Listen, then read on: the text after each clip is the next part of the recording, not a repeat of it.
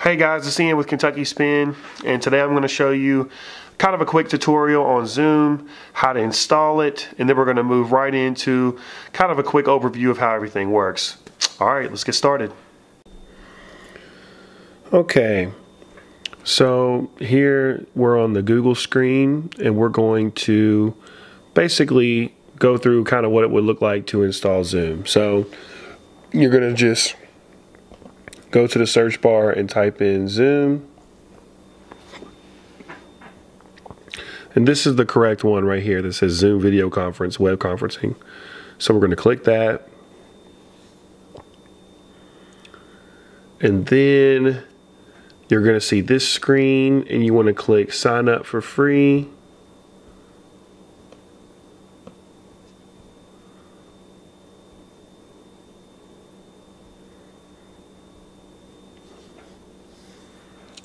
And then you're going to enter in your date of birth. So let's say it was May 3rd. I'm just making this up. 1990. Click continue. So here is where things get kind of important. So you'll fill in your email address here. And then once you do that, you will get sent a confirmation email, and then you're gonna want to check your email for that one I was just talking about. It could take up to like 5 minutes. Then you want to click Activate Account. You want to fill out the rest of your account information.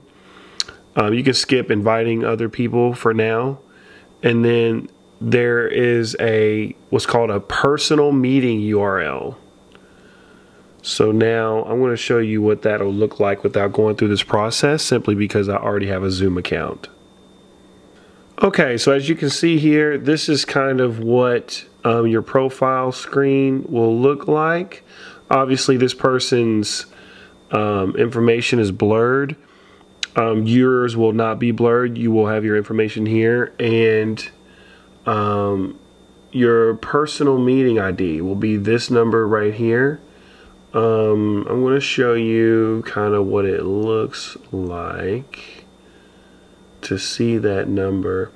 Basically this is it right here, but a bigger version of that will be this right here. So if you can see this is just a Google search result of kind of what it looks like when they show you your personal meeting ID. So you will need to hold on to that, and then you're now set up. So you can go ahead and start a meeting now to see how these video rooms work and all that. And I'm going to show you a quick kind of a look around of the software so you can kind of see what it looks like. So I'm going to go over that right now. You see I'm zooming my cat right now. His name's Simba, and he has decided that he's going to give a bath on screen for y'all. Okay, so first thing I think that we should go over is the buttons along the bottom of the menu. Now, if your mouse is still for a little bit, that will disappear. So, if it disappears, don't freak out. That's normal. It kind of hides itself after a few seconds. If you go down here to reactions, there's a little thumbs up and a clap icon if you wanted to do that, and I believe that goes in the chat box. Let's just double check that. It does not. So that's just oh, you see the big thumb icon up there. So it'll do it up there. Cool. So that's your reactions. There's also, I believe, a hand raising, but that might only pop up when there's more people. Since it's just me and Simba right now, it may not. There's no need to really raise your hand. Okay, the next is the record button. So if you wanted to record this Zoom, which I'm recording it using Quick Player, so I'm not using the actual feature inside of Zoom, but you could, and you can record it and keep it. Now I think the free version has a limit of recording, so I don't think that it's unlimited. And then this is your chat window, so I'm going to close it and then reopen it. So this is what it looks like. You can, looks like, put files in there. And by the way, this is the actual downloaded version. So there's also a version that you can open up in a web browser. And from what I've seen so far, that one has a little bit limited controls. Also, I'm a host. So being a host, there's certain things that I can do that other people can't do. And that'll make sense here in a second. So here's the chat box. And you see here it says to everyone, so you can speak to an individual person inside the room, the meeting room, or you can write a message to everyone. And you can quickly click here and see it'll say Ian because I'm messaging my other account, which is also Ian. So I'm just going to say hello, and it says, you see here in red it says privately. So that means that only, you know, Ian or the person that you're writing can see what you're writing. Now, if you go back to everyone, I can say, what's up?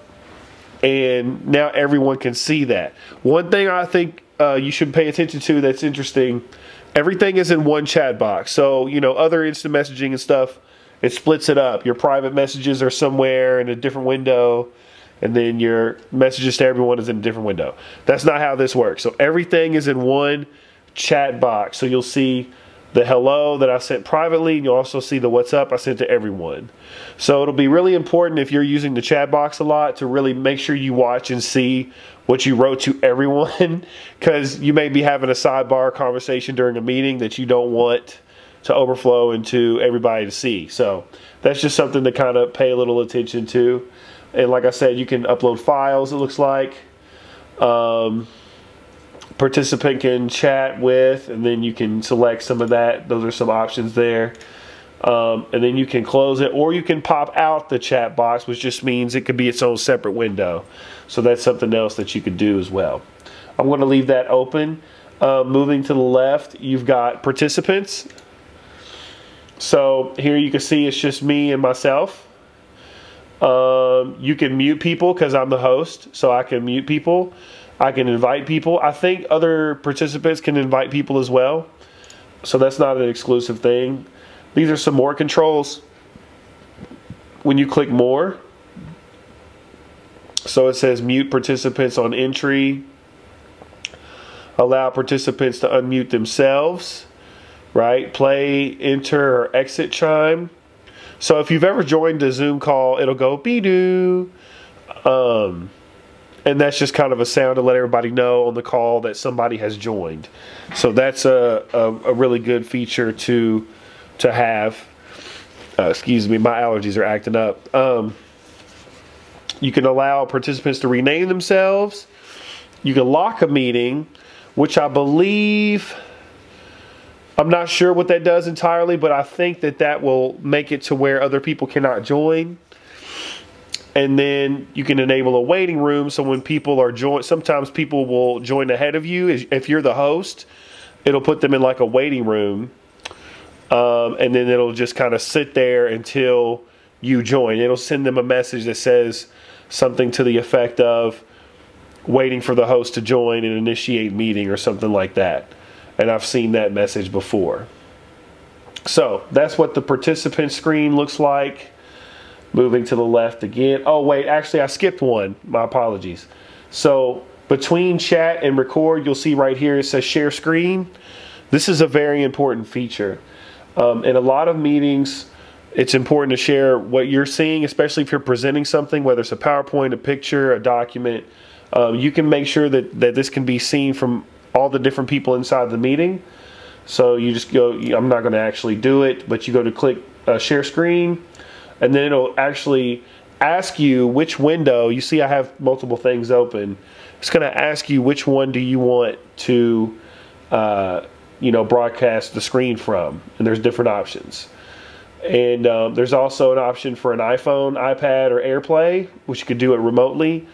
iPhone, iPad via cable. So there's some multiple options. There's also a whiteboard option, which I would imagine is just a blank space for you to like jot some notes down and show everybody. This would be especially useful if you had somebody in a meeting who has some hearing difficulties, or maybe a hearing loss disability, that would be very useful. So yeah, that's what the share screen feature. And then so when you click it and you click share, like I said, I'm not going to do it, but when you click share, it's going to switch everything over and it will show my screen. The only reason why I'm not doing it is because it's going to show the same screen that you're going to see when I create this video. So there's no point in doing that again. So I'm going to click the X on that. And then, okay, now back to where we originally were at participants. When you move left, you see this security little button. So let's click that.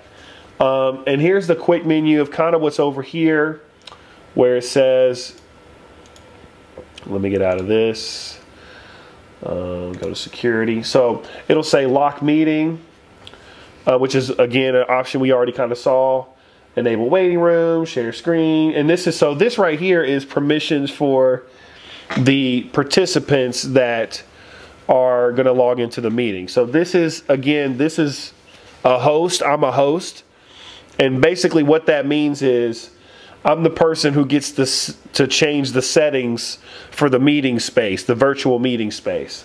So I can allow participants to share their screen, or I can click it and then now all of a sudden they cannot do that because there's no check mark. So now I'm going to click it and allow them, and now there's the check mark back. That also works for chat and rename themselves. There's also a remove participant button. So you could do virtual conferences, or if something's getting out of control, or something is too noisy, you can remove the participant, and then you could use your phone or even send a quick email explaining to them why you ejected them from the meeting. Hey, there was some background noise that was feeding into the meeting. Just call back from a quiet landline or something like that. So that's something that you could do as well. And then of course you got your stop video button. Now this is really useful. So I'm going to click this, and then it just goes to a standard picture of me, which is what I've set in my account. And then I'm going to go back to the video. So this is useful to turn on and off when, say, you've got to stand up and go to get a drink out of the refrigerator or something. Now this is where it's important. If you were standing up, right, and you didn't have any boxers on, or you didn't, you just had whatever on, like, you got to think that that's going to be on camera, because you can see in this video stream how much is seen of your body. So right now when I'm sitting, it's just, your upper torso, stomach up, whatever. But you stand up and go somewhere, and then people can see your whole body. So that's just something to be aware of, because everybody's working from home right now because of the virus. And it's really easy to forget what you're wearing on a conference call. And that's just something to kind of pay attention to, because it can slip very easily. There's some funny videos out there about what can happen with that. So stopping and starting video, very important feature. Another one is the unmute and mute. Similar thing. I've got myself muted right now, as you'll see. So you'll see a red line through the microphone. It does the same thing for the camera when you mute it. For the microphone, I've muted myself on both machines, because I do not want, there's like a bad feedback, because since the computers are very close to each other. So I've got it muted right now, but obviously normally those come unmuted as soon as you start a video. Usually when you start into a meeting, there's a prompt that says, do you want to start with video? You click yes, because people can also join Zoom by phone. So when you first join, it'll say, do you want to do video? You click yes.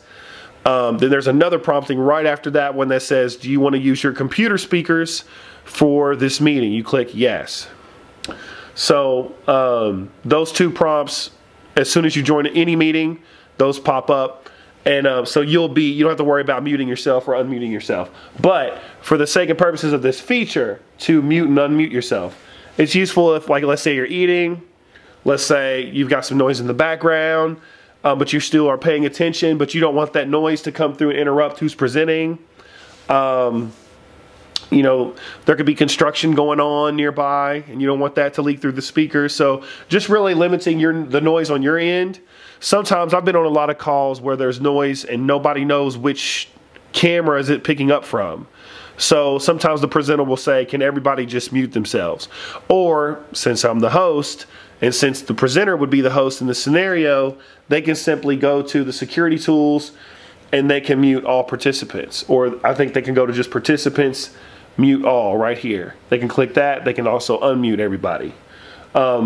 And be careful with that too, because I've also been unmuted when I didn't want to be. So just pay attention to whether that microphone has a red slash through it. Because sometimes, like, if you're not engaging as much as people want, they may just unmute you to see what you're saying, or if you're saying anything, or just to make sure your mic works, or, you know, there's several different scenarios why the host would want to unmute you. They could say, hey, we're going to do a round of introductions, and you could be distracted doing something else, and then you come back, and then you're unmuted and you don't know why, what happened. So just kind of pay attention to that. If you see me looking over here, it's because I have a monitor hooked up. So I'm actually looking at what's going on this computer, but I just have it, you know, kind of broadcasting to this screen. So don't pay any attention to that. If you're using this like a normal laptop, which this is, you'll be looking at this camera. You know, this is a camera built in, so this is the quality kind of what you're going to get most of the time. And then the other device I have on Simba is another laptop, and so that's obviously just a webcam. So I don't want to confuse you when I'm looking over here what's happening. And so, I mean, that's a lot of the bells and whistles of Zoom. It's a pretty simple, pretty intuitive software, but it's always good to kind of walk around these things to see how they work.